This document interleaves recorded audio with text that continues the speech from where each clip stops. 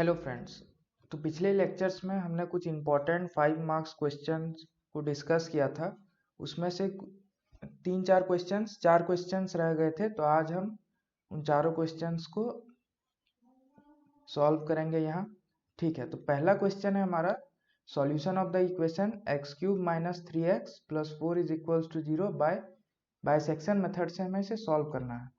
तो bisection method में क्या है कि हमें सबसे पहले मान लीजिए हम लिखते हैं f(x) =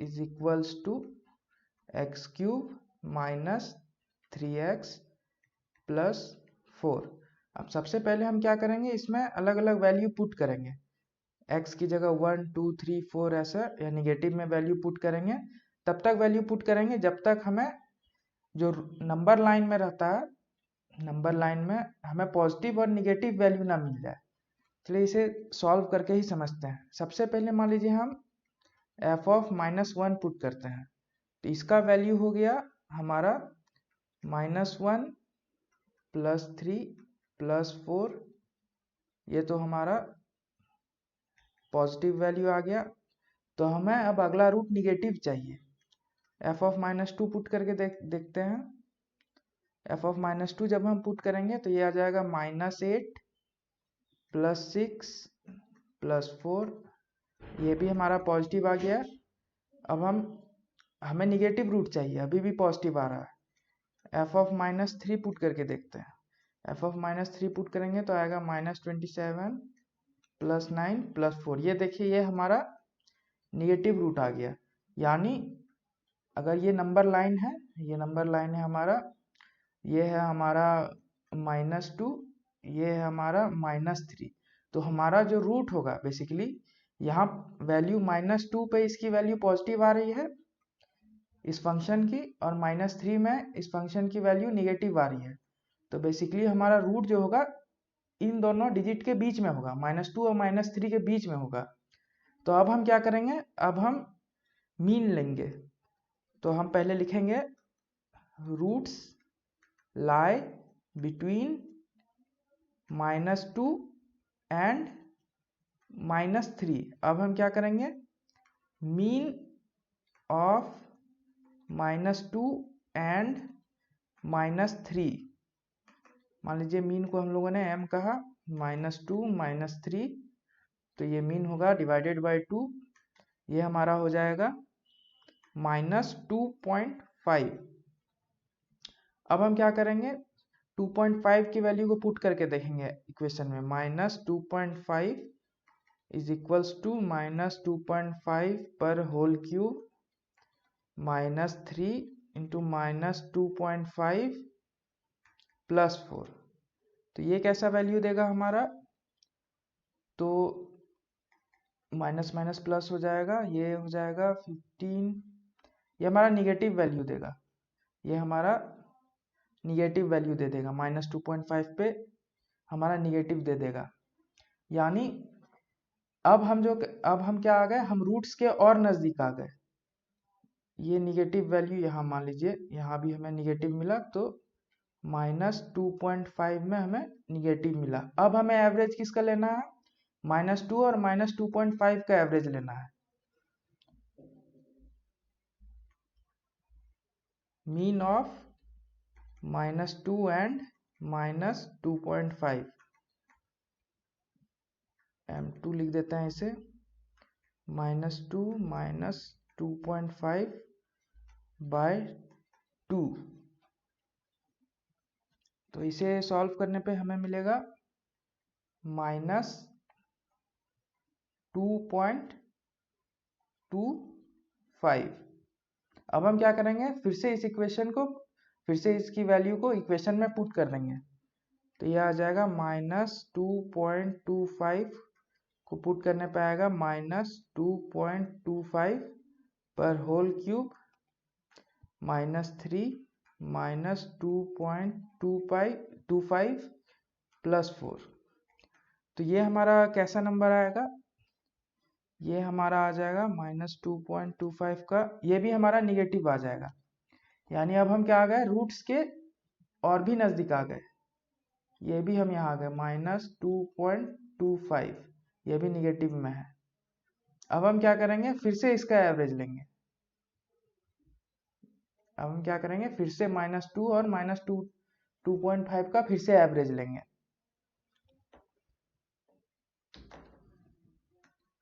M3 is equals to -2 -2.25 divided by 2, तो ये हमारा मिलेगा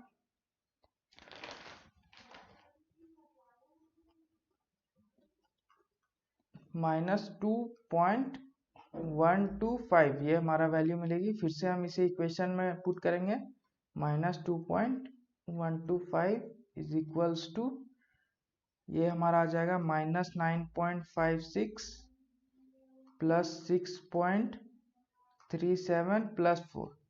तो ये हमारा क्या आ गया, ये हमारा पॉजिटिव वैल्यू आ गया। यानी अब हम क्या करेंगे, वही नंबर लाइन सिस्टम है। हमने क्या पुट किया था, इससे पहले था हमारा -2.25 पे निगेटिव आया था, तो -2.25 पे हमारा निगेटिव आया था। और अब हम क्या देख रहे हैं, माइनस यहाँ पे -2.125 पे हमें क्या मिल रहा है, पॉजिटिव वैल्यू मिल रही है।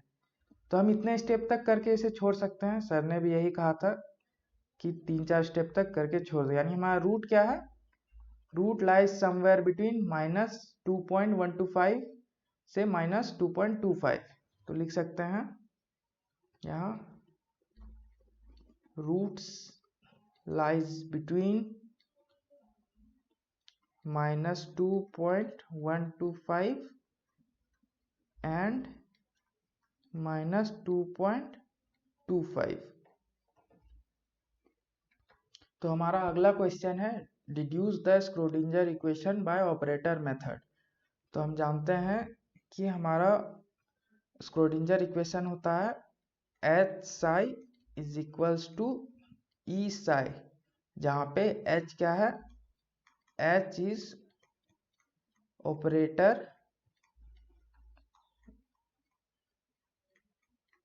करस्पॉन्डिंग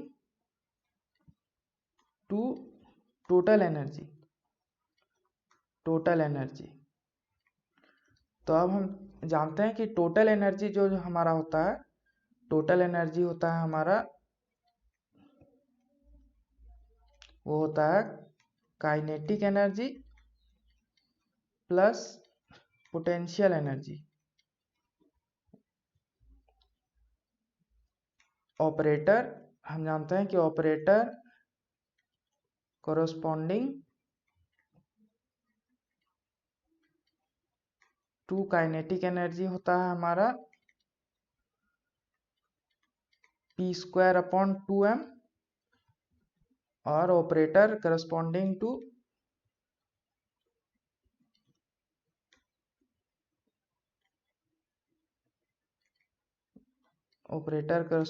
टू पोटेंशियल एनर्जी हमारा होता है v। अब हम क्या करेंगे, इन दोनों को इक्वेशन नंबर 1 में पुट कर देंगे। E क्या है हमारा, E लिखना भूल गए, यहाँ पे लिख दीजिएगा आप, what is E here, E is the eigenvalue for energy operator,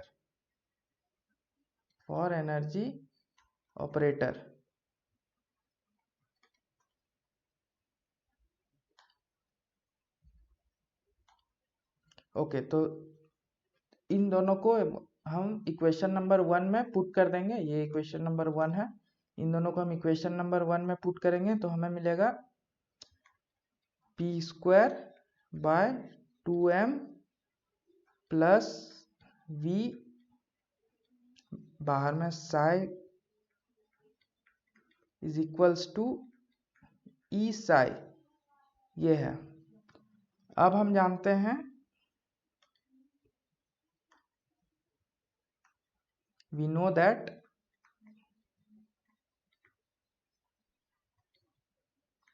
जो मोमेंटम ऑपरेटर होता है वो होता है -i/h⁻del इन 3 डायमेंशन। तो जब हम इसका स्क्वायर करेंगे इसका स्क्वायर को हम लिखेंगे minus H cut square del square, ये इसका स्क्वायर आ जाएगा। तो ये इसे हम पुट कर देंगे इसमें, तो ये आ गया minus H cut square by 2m del square plus v psi is equals to E Sai.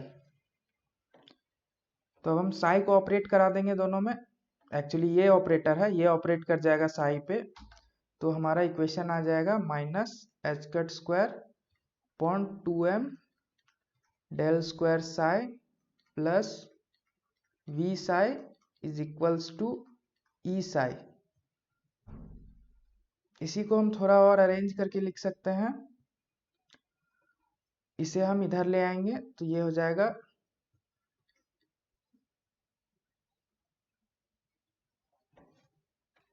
या फिर हम e को भी लेफ्ट हैंड साइड में ला सकते हैं, तो h cut square upon 2m del square psi plus v minus e psi is equals to 0।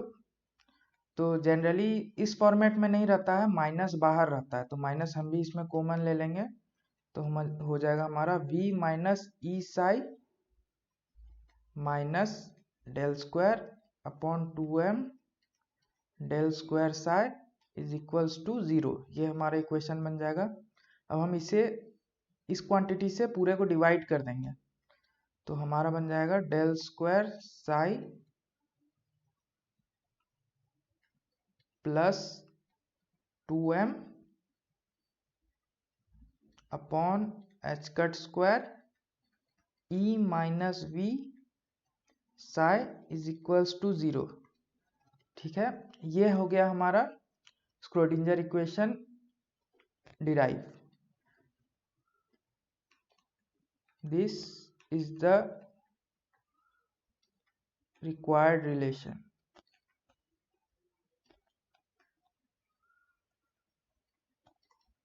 Okay, ये कंप्लीट हो गया हमारा।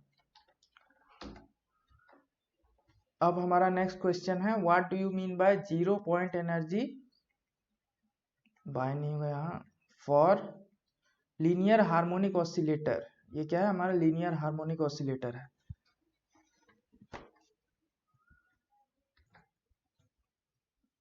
तो इसका आंसर हम लिखेंगे, answer energy for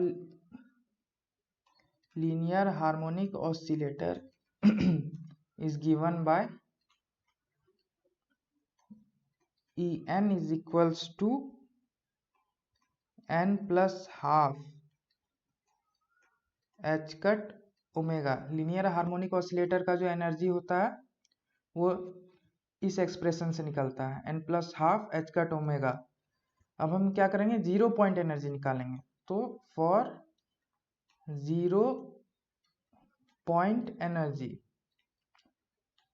for 0 point energy हम क्या पुट करेंगे, n इज इक्वल्स टू 0।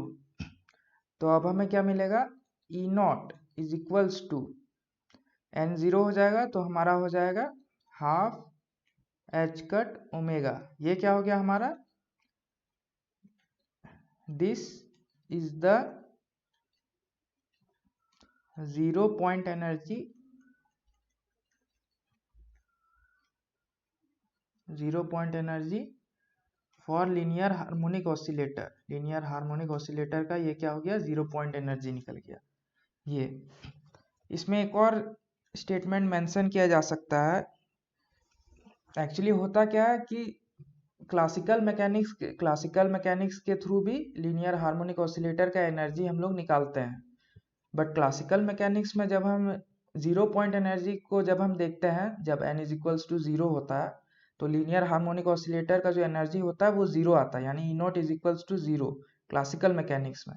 पर जब हम क्वांटम मैकेनिक्स के थ्रू इसका एनर्जी निकालते हैं तो 0 पॉइंट एनर्जी हमारा हाफ एच कट ओमेगा आता है।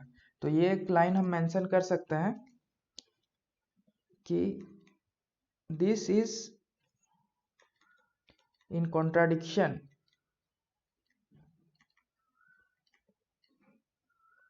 with the classical concept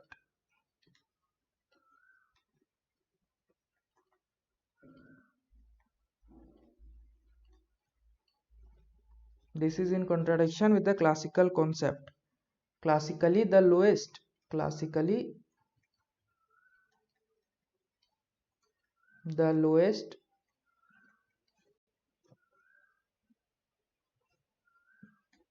possible energy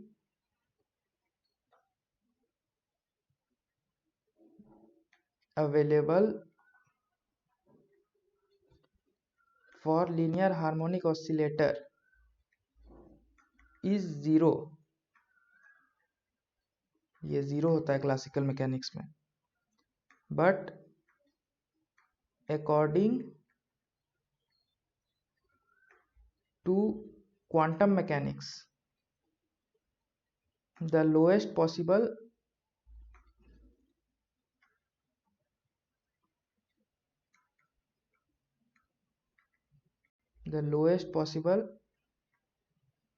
energy for linear harmonic oscillator is half h cut omega.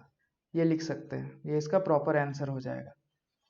तो हमारा एक और क्वेश्चन बचता है, वो है हमारा पोस्टुलेट्स ऑफ क्वांटम मैकेनिक्स. तो इसमें कुछ ऐसा समझाने जैसा नहीं है, तो मैंने इसका नोट्स, हम लोगों को इसका नोट्स भी मिला है, तो मैं रिक्वेस्ट करूंगा कि आप सब इसका नोट्स देख के ही इसे समझ लें. अब अगले लेक्चर में हम कुछ मैथमेटिकल फिजिक्स के प्रॉब्लम्स को डिस्कस करेंगे, इंपॉर्टेंट क्वेश्चंस को, लेजेंडरी बेसल्स वगैरह, और उसके बाद हम इलेक्ट्रोडायनेमिक्स के कुछ इंपॉर्टेंट प्रॉब्लम्स को डिस्कस करेंगे. Thank you.